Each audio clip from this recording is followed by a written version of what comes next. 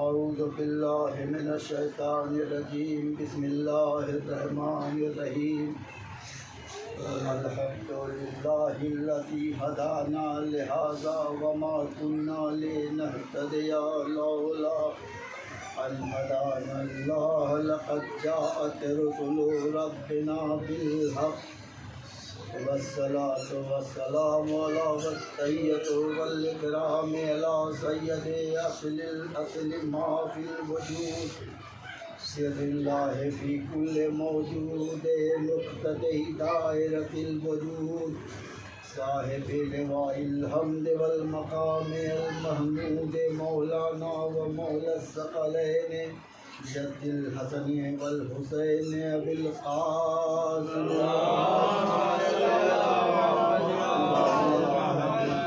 الطيبين الطاهرين المعصومين المظلومين ولعنة الله على أعدائهم أجمعين من يومنا هذا إلى قيام يوم الدين. أما بعد فقد قال حق سبحانه في كتابه المبين وهو أصدق القائلين وقوله الحق إن الله اصطفى آدم ونوحا وآل إبراهيم وآل عمران على العالمين ذرية بعضها من بعض والله سميع عليم. اللهم صل على محمد وآل محمد.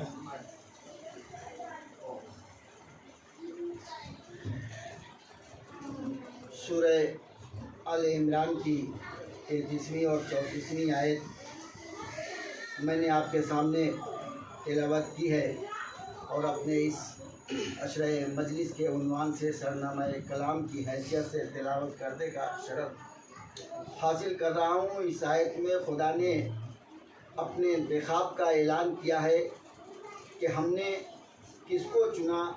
اللہ کا انتخاب، اور وہ بھی پورے عالمین کے اوپر سب سے پہلا انتخاب اس نے جناب آدم کا کیا. بے شک اللہ نے چن لیا، منتخب کر لیا جناب آدم کو، اور نوح کو منتخب کیا، اور ابراہیم کی آل کو منتخب کیا، اور عمران کی آل کو منتخب کیا عالمین کے اوپر، جس میں بعض کی ذریت ہیں، بعض کی اولادیں ہیں. اللہ بہت بڑا سننے والا بھی ہے اور جاننے والا بھی ہے. وہ جسے چنتا ہے اس ذات میں کوئی خطا، کوئی غلطی کا امکان نہیں ہوتا، تمام برائیوں سے، تمام خطاؤں سے پاک ہوتا ہے. اس سے کبھی کوئی غلطی سرزد نہیں ہوتی، اور اللہ جسے چنتا ہے اسے دنیا میں نمونہ عمل کی حیثیت سے پیش کرتا ہے. تو اگر کسی نبی یا رسول سے غلطی ہو جائے تو یہ غلطی کوئی معمولی شے نہیں ہے.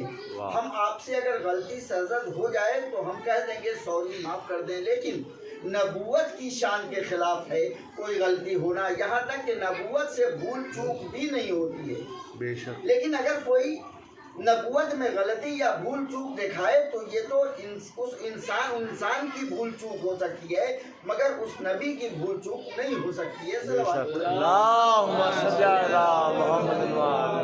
ہم نے جب عالم اسلام کی کتابوں کو دیکھا تو عالم اسلام نبوت کو صحیح معنوں میں پیش نہیں کر سکا، یہاں تک کہ خاتم الانبیاء کی شان میں بھی گستاخی کر دی کہ ان سے غلطی ہو جاتی تھی، بھول ہو جاتی تھی، چوک ہو جاتی تھی. اب ذرا بتائیں کہ پیغمبر اسلام سے اگر کوئی غلطی ہو جائے تو کیا پوری شریعت مشکوک نہیں ہو جائے گی؟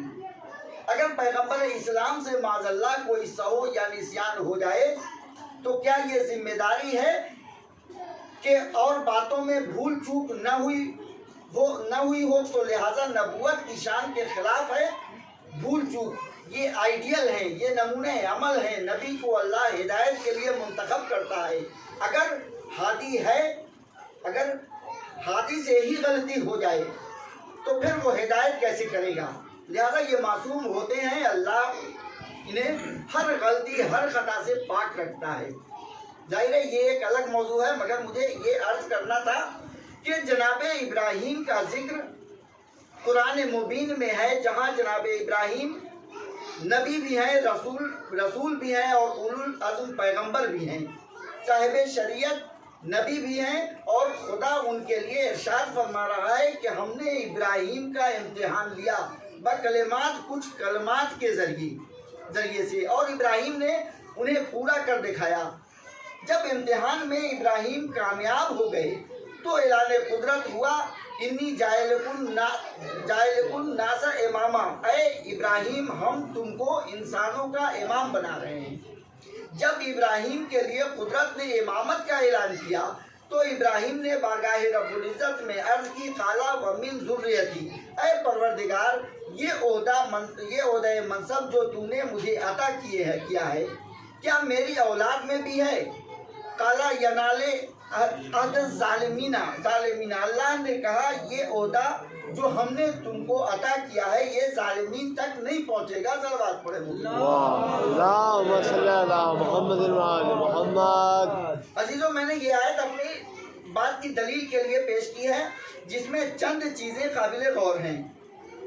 पहली बात तो ये कि ओहदे का इंतखाब कुदरत ने अपने हाथ में रखा है, जैसा कि मैं पहली मजलिस में अर्ज कर चुका हूँ। चाहे वो नबूवत हो, चाहे वो रिसालत हो, चाहे वो खिलाफत हो और चाहे वो इमामत हो। इन्नी जायलुन फिल अर्ज़ खलीफा, ये जनाब आदम के लिए अल्लाह ने इरशाद फरमाया कि हम आदम को नायब बना रहे हैं। ओहदा खिलाफत का था तो अब यहाँ पर लफ्ज़ इमाम आया है, तो इमामत का ओहदा भी कुदरत ने बता दिया कि ये ओहदा इमामत उसका इंतखाब भी हम कर रहे हैं। इब्राहीम खुद से इमाम नहीं बने, इब्राहीम को कुदरत ने इमाम नहीं बनाया। अल्लाह कह रहा है इन्नी जाइलकुम नास इमामा, हमने ऐ इब्राहीम तुमको इंसानों का पेशवा बनाया, इंसानों का इमाम बनाया है। सलावत पढ़ेंगे। तो अब जब इब्राहीम को ओहदा मिल गया तो अब जाहिर है कि ओहदा था, जिसको चाहते दे देते, अपने बाद जिसको चाहते मुंतखब कर लेते, जिस औलाद को चाहते दे देते। नहीं, इब्राहीम बताना चाह रहे थे कि ये ओहदा अल्लाह का अता किया हुआ है, हम उसकी बारगाह में इस्तिदुआ कर सकते हैं, गुजारिश तो कर सकते हैं, सिफारिश तो कर सकते हैं, मगर ये इख्तियार मुझे नहीं है कि जिसे चाहूँ अपने बाद ये ओहदा इमामत सपुर्द कर दूँ। नहीं, बल्कि मैं उसकी बारगाह में इल्तिजा कर रहा हूँ, उसकी बारगाह में गुजारिश कर रहा हूँ कि ऐ परवरदिगार जो तूने मुझे इमामत का ओहदा दिया है ये मेरी औलाद में भी दे। जवाब मिला ये मनसब जालिमीन तक नहीं पहुँचेगा, यानी इस्मत की शर्त है। इमामत भी, खिलाफत भी, नबूवत भी और रिसालत भी, इसके लिए शर्त है मासूम का होना। जालिम कभी उस ओहदे पर फायज नहीं हो सकता। मनसब अल्लाह अता करता है और जिसे मनसब देता है वो मासूम होता है, वो हर खता, हर गलती से महफूज होता है, चाहे वो नूह हो, चाहे वो इब्राहीम हो, चाहे वो मूसा हो, चाहे वो ईसा हो, चाहे वो दीगर अम्बिया हो। जाहिर है कि 1,24,000 अम्बिया उसने इस कायनात में इंसानों की हिदायत के वास्ते भेजा और 1,24,000 ही औसिया भी मुअय्यन फरमाए और 1,24,000 अम्बिया में 313 रसूल माबूस किए और 313 रसूलों में 5 उलुल अज़्म पैगंबर बनाए। ये उलुल अज़्म पैगंबर कौन है? साहिब शरीयत, जिनको कुरान दिया गया, जिनको शरीयत दी गई। ये 5 उलुल अज़्म पैगंबर सबसे पहले जनाब नूह, जनाब इब्राहीम, फिर जनाब मूसा, फिर जनाब ईसा, आखिर में खत्म मर्तबा हज़रत मोहम्मद मुस्तफ़ा सल्लल्लाहु अलैहि वसल्लम पैगंबर कहे जाते हैं। तो अल्लाह ने सबसे पहला इंतखाब बामानी खिलाफत के जनाब आदम का किया और आदम की खिलकत इस कायनात में मिट्टी से की। मिट्टी से पहली खिलकत की, आदम को तुराब से बनाया तो आदम को मिट्टी से खल्क किया। कुरान मुबीन में जनाब आदम की खिलकत का तज़किरा मुख्तलिफ मकामात पर मौजूद है। मिट्टी आई, مٹی کو گوندا گیا، مٹی ایسے سوکھ گئی کہ کھنکھنانے لگی، اس کے بعد اس کا پتلا بنا، یہاں تک کہ وہ وقت آیا کہ ملائکہ کو خطاب کیا گیا کہ جب میں آدم کے جسم میں اپنی روح خاص پھونکوں تو تم سب کے سب سجدے میں چلے جانا۔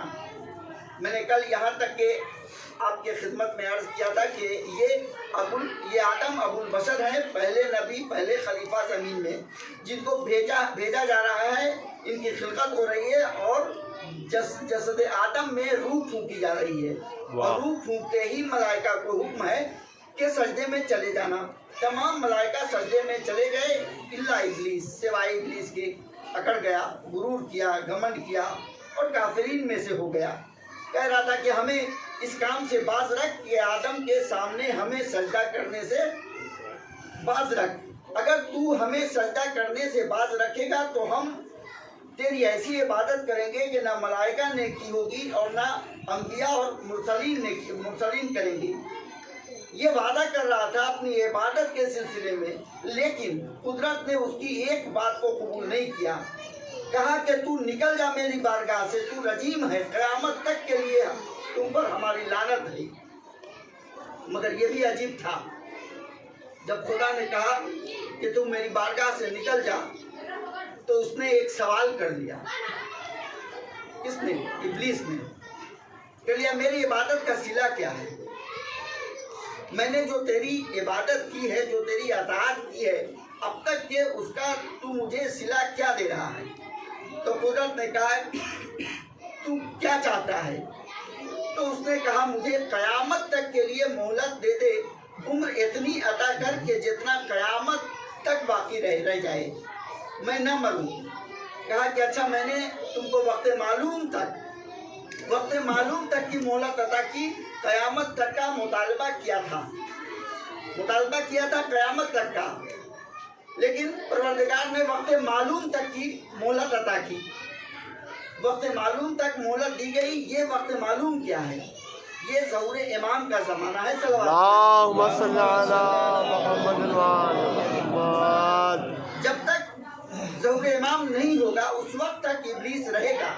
ظہور امام کے بعد ابلیس قتل کر دیا جائے گا، مار دیا جائے گا۔ خدا نے وقت معلوم تک کی مہلت دی۔ کہا کہ میں آدم کی اولاد کو بہکاؤں گا، گمراہ کروں گا، دائیں طرف سے بھی، بائیں طرف سے بھی، سامنے سے، پیچھے سے۔ اچھا، یہ 4 سمتیں وہ معین کر رہا تھا۔ کہا کہ جا، میں نے اس کی بھی تجھے اجازت دے دی، لیکن قرآن مجید میں ایک جملہ ملتا ہے کہ میں تیرے مخلصین بندوں کو نہیں بہکاؤں گا۔ لہذا ابلیس جانتا تھا کہ آدم کے بندوں میں ایک گروہ مخلصین بندوں کا بھی ہوگا جو خالص بندے ہیں، لہذا خالص بندوں کو ابلیس نہیں بہکائے گا۔ یہ اس نے پہلے ہی اللہ سے وعدہ کیا تھا کہ مخلصین بندوں کو نہیں بہکاؤں گا۔ پھر قدرت نے سوال کیا اور کیا چاہتا ہے؟ اس نے کہا آدم کی ایک اولاد ہو تو میری 10 اولادیں ہوں۔ کہا آدم کی اولاد مر جائے مگر میری اولاد زندہ رہے۔ کہا کہ جب میں نے تجھے یہ بھی دیا، کہا کہ جس طرح خون انسان کے جسم میں سرایت کرتا ہے اسی طرح میں بھی انسان کے جسم میں سرایت کر جاؤں۔ کہا کہ جب میں نے تجھے یہ بھی دیا اور تیرا مرکز انسان کے دل کو بنا دیا۔ ظاہر ہے کہ یہی وسوسہ ہے انسان کے اندر جو برائیوں کی طرف راغب کرتا ہے۔ انسان کو اسی کے ذریعے سے امتحان ہوتا ہے انسانوں کا کہ تو اللہ والا ہے یا شیطان والا ہے، تو اللہ کی اطاعت کر رہا ہے، اس کی فرما برداری کر رہا ہے تو اللہ والا ہے، اور اگر تو شیطان کی اطاعت کر رہا ہے تو تو شیطان والا ہے۔ یہ امتحان انسان کے عمل اور کردار سے ہوگا۔ کہا کہ بس اس کے علاوہ مجھے کچھ اور نہیں چاہیے۔ آدم نے جو دیکھا کہ ابلیس کی طرف سے اتنی چھوٹ مل گئی، ابلیس کو اللہ کی طرف سے اتنی چھوٹ مل گئی اور اللہ نے اتنا عطا کر دیا اس کی ڈیمانڈ کے اوپر، تو آدم نے سوال کیا پروردگار تو مجھے کیا دے گا؟ کہا کہ جب تیرے بندے، تیری اولادیں کسی نیک عمل کا ارادہ کریں گی تو ہم اس کے نامہ اعمال میں لکھ دیں گے اور جب وہ عمل کرے گا تو ہم اس کے نامہ اعمال میں اس کا 10 گنا اجر لکھ دیں گے۔ اب ذرا غور کریں، ارادہ کرے گا، آپ گھر میں تھے، آپ نے ارادہ کیا کہ آج میں مسجد جاؤں گا، نماز مغرب پڑھوں گا، مجلس میں شرکت کروں گا، یہ تو آپ نے ارادہ کر لیا۔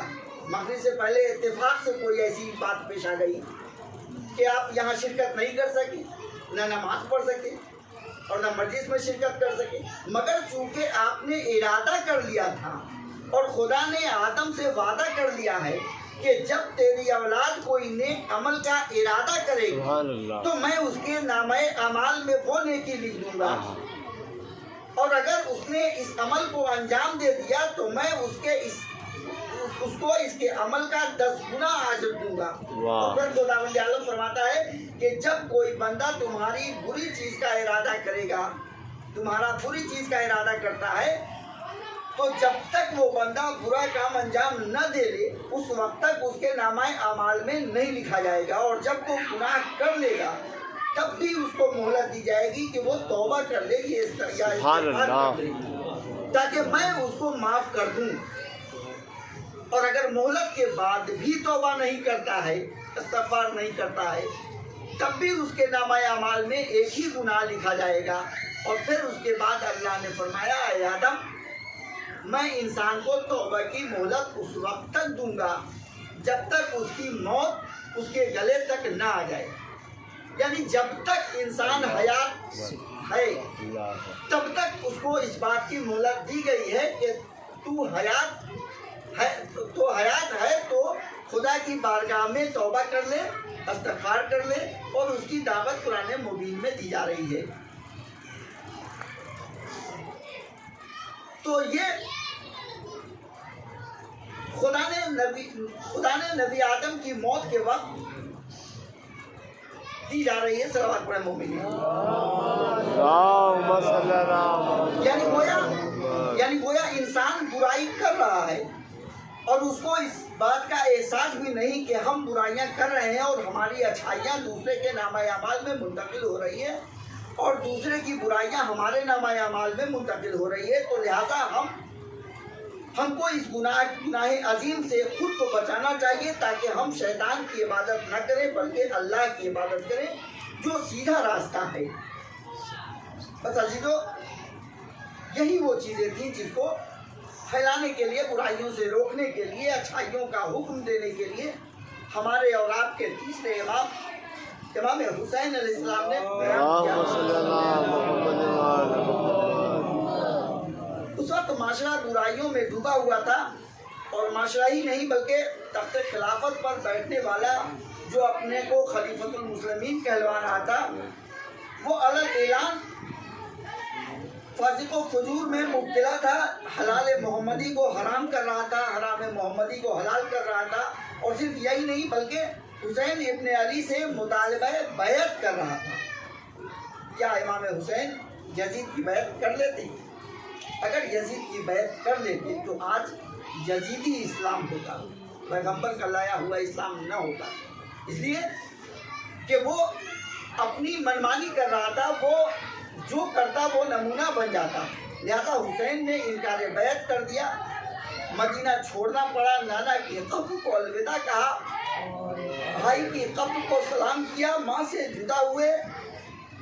28 رجب سن 60 ہجری کو حسین مدینہ سے نکلے، مکہ ہے، ماہ رجب تمام ہوا، شعبان، رمضان، شوال، ذیقعدہ، ذوالحجہ تک حسین مکہ میں رہے۔ ادھر خطوط کوفے سے آ رہے تھے، اے فرزند رسول آپ کوفہ آ جائیے، ہم بے امام ہیں، ہم آپ کی بیعت کے لیے تیار ہیں۔ حسین نے اپنے چچا زاد بھائی مسلم بن عقیل کو کوفے روانہ کیا اپنا نائب اور سفیر بنا کر، اور خود مکہ میں قیام پذیر رہے۔ لیکن جب ایام حج شروع ہونے والا تھا، تمام مسلمان مکہ کی سرزمین پر آ چکے تھے اور ارکان حج شروع ہونے والے تھے، عین اسی وقت امام حسین علیہ السلام نے حج کو عمرے سے تبدیل کیا۔ और मक्के से इराक के लिए रवाना हो गए। ये 8 ज़िलहिज थी। 9 ज़िलहिज शहादत मुस्लिम बिन अकील, और एक दिन पहले 8 ज़िलहिज्जा को हुसैन ने मक्का छोड़ दिया। क्यों मक्का छोड़ा? हज करके निकलते सिर्फ एक दिन हज में रह गया था। 3 या 4 रोज और मक्का में ठहर जाते, हज मुकम्मल हो जाता, तब इराक जाते। इमाम हुसैन ने मक्का इसलिए छोड़ा था कि इमाम देख रहे थे कि यहाँ हाजियों के लिबास में मुझे कत्ल करने के लिए यजीदी सिपाही आ चुके हैं। अपने एहराम में हथियार छिपा कर आए हैं, मौका पाते ही ये मुझे कत्ल कर देंगे। बस अजीजों, इमाम नहीं चाहते थे कि मेरी वजह से हरम का तकद्दुस पामाल हो। इमाम हुसैन नहीं चाहते थे कि मक्का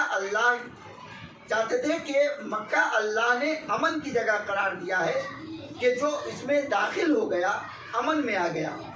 अगर इमाम हुसैन वहाँ रहते और कुरैशी हो जाती तो फिर मक्का अमन की जगह नहीं रहता। लिहाजा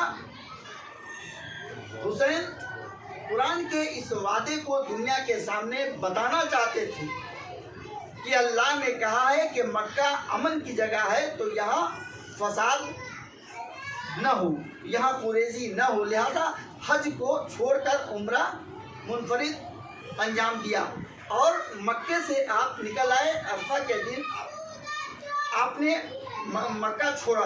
जब मक्के से चलने लगे तो इब्ने अब्बास करीब आए। ऐ फर्जंद रसूल, आप किधर जा रहे हैं? कहा इराक की तरफ जा रहा हूँ। कहा कि क्या आप जानते हैं कि इराक वालों की ज़बान आपके साथ है और दिल दूसरों के साथ है।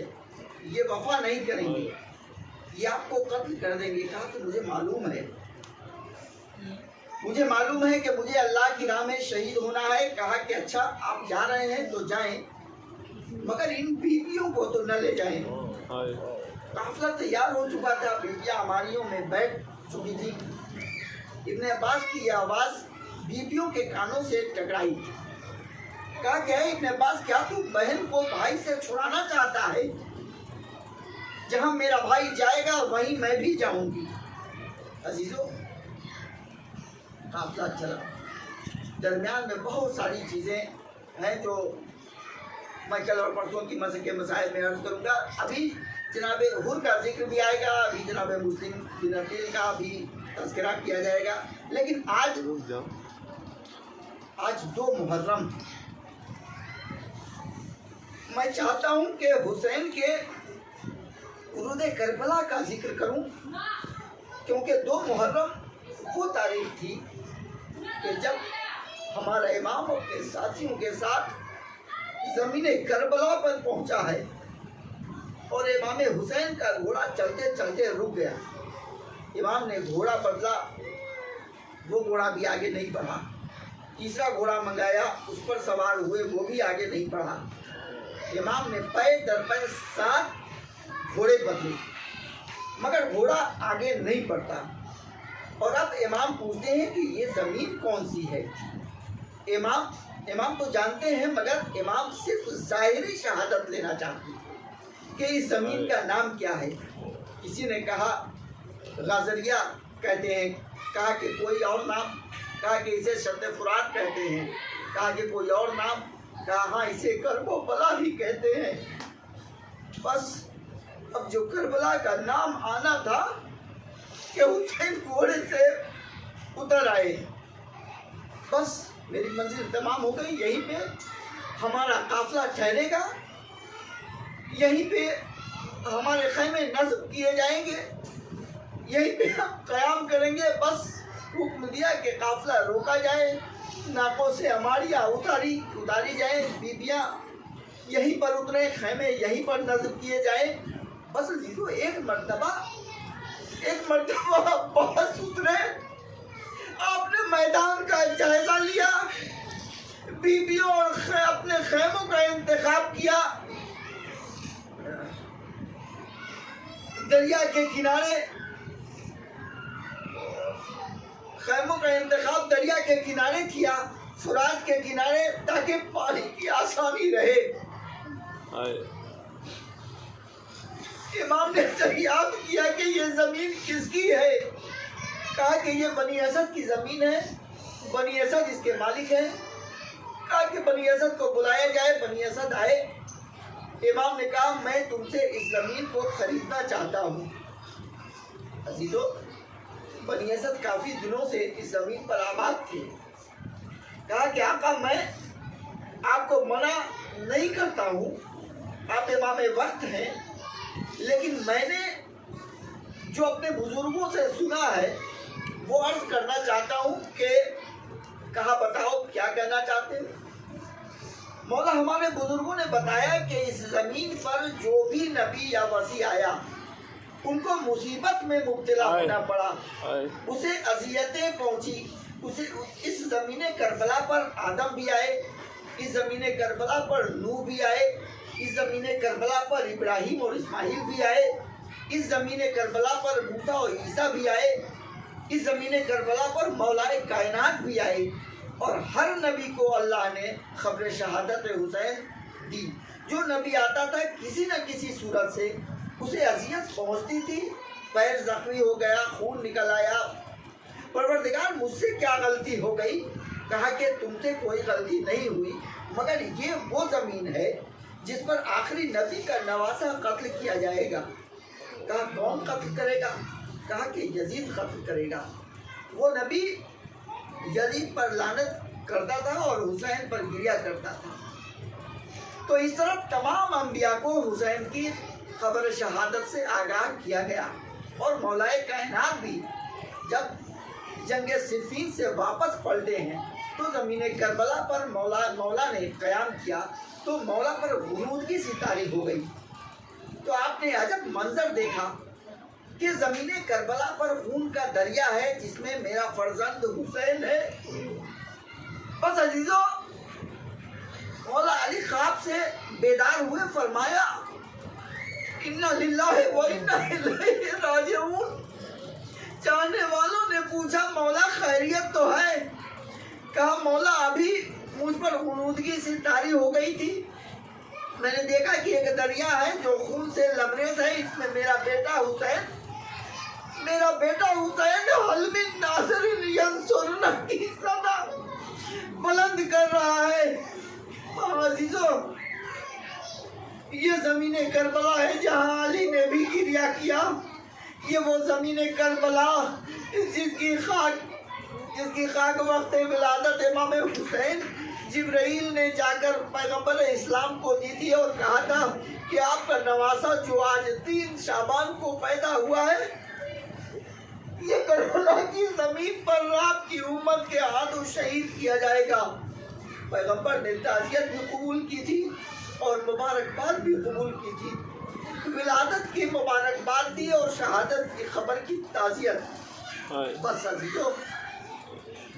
عزیزو حسین والد کربلا ہوئے، بنی اسد کو بلایا اور بنی اسد سے زمین کو خرید لیا، اور خریدنے کے بعد زمین کو ہبہ کر دیا، مگر 3 شرطوں کے ساتھ۔ اے بنی اسد، یہ زمین میں تم کو ہی ہبہ کر رہا ہوں، لیکن دیکھو 3 شرط ہے۔ پہلی شرط یہ ہے کہ دیکھو یہاں پر ہم قتل کیے جائیں گے، دیکھو یہاں پر ہمارے لاشیں دفن ہوں گے، قبریں بنیں گی، لہذا یہاں پر کاشتکاری نہ کرنا۔ دوسری شرط یہ ہے کہ جب کوئی زائر میری زیارت کے لیے آئے تو اس کو 3 روز مہمان رکھنا۔ ہاں عزیزو، حسین نے یہ جملہ کیوں کہا کہ میرے زائر کو 3 دن مہمان رکھنا؟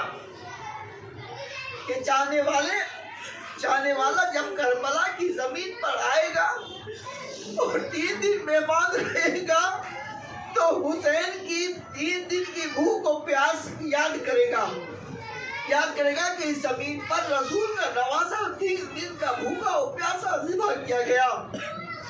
عزیزو، تیسری شرط یہ ہے کہ جب ہم مار دیے جائیں گے، قتل کر دیے جائیں گے، تو ہمارے لاشوں کو آخر دفن کر دینا۔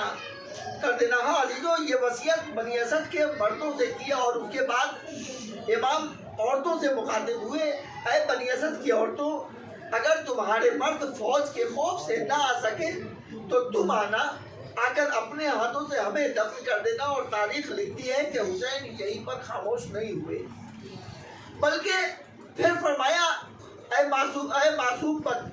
فرمایا ان معصوم بچوں سے جو اپنے والدین کی انگلیاں پکڑے ہوئے امام کی خدمت میں آئے تھے، فرمایا اے بچوں، اگر تمہارے والدین ہمیں دفن کرنے نہ آئے تو ایک ایک مٹھی خاک اٹھانا اور ہمارے لاشوں پر ڈال دینا۔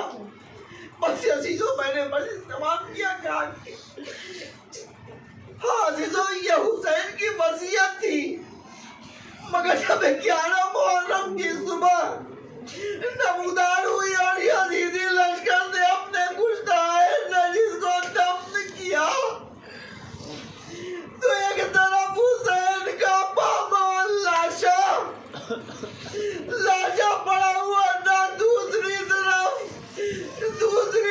شہداء کے لاشیں زمین گرم پر پڑے ہوئے تھے۔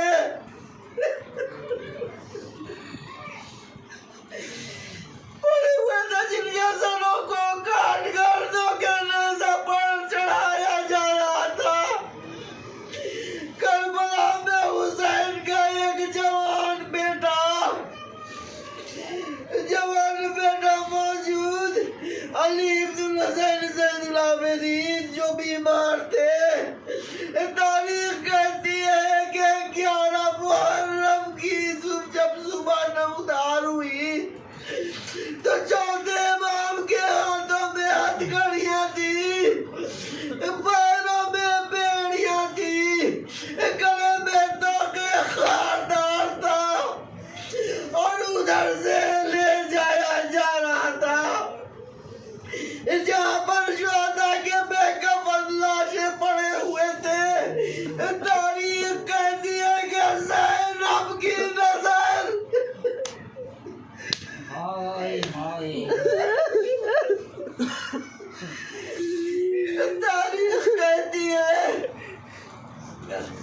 تاریخ کہتی ہے کہ کربلا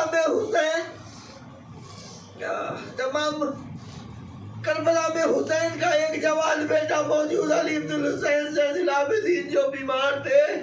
تاریخ کہتی ہے کہ 11 محرم کی جب صبح نمودار ہوئی تو چوتھے امام کے ہاتھوں میں ہتھکڑیاں تھی، پیروں میں بیڑیاں تھی، گلے میں توقے خاردار تھا، اور ادھر سے لے جایا گیا جہاں پر شہداء کے بے کفن لاشیں پڑے ہوئے تھے۔ تاریخ کہتی ہے کہ زینب کی نظر اپنے ماجائے کی لاش پر پڑی، اپنے کو ناکے سے گرا دیا اور اپنے بھائی کی لاش کے ٹکڑوں کو اکٹھا کیا، کیونکہ لاشیں کو پامال کیا جا چکا تھا۔ حسین کی لاش کے ٹکڑے زمین کربلا پر پڑے تھے، ابھی بھائی کے لاشیں میں بہن تھی کہ ایک مرتبہ بھتیجے کے چہرے پر نگاہ پڑی۔ کیا دیکھا کہ بیمار امام ہے، قریب ہے کہ روح جسم سے پرواز کر جائے۔ ایک مرتبہ مخاطب ہوئی، اے بیٹا سید سجاد، ذرا خود کو سنبھالو تو تمہاری کیا حالت ہے؟ اے بیٹا، مردوں میں اب تمہارے علاوہ کون ہے؟ اے بیٹا، قریب ہے کہ تمہاری روح جسم سے پرواز کر جائے۔ اے پھوپھی اماں، وہ بیٹا کیا کرے کہ جس کے باپ کا لاشا زمین کربلا پر پڑا ہوا ہے؟ یزیدی فوج نے تو اپنے گشتائے نجس کو دفن کر دیا، لیکن میرے بابا کا لاشا، میرے بھائیوں کے لاشیں، میرے چچا کے لاشیں زمین کربلا پر پڑے۔ میرے ہاتھوں میں ہتھکڑیاں، پیروں میں بیڑیاں، گلے میں دوغے کانٹوں۔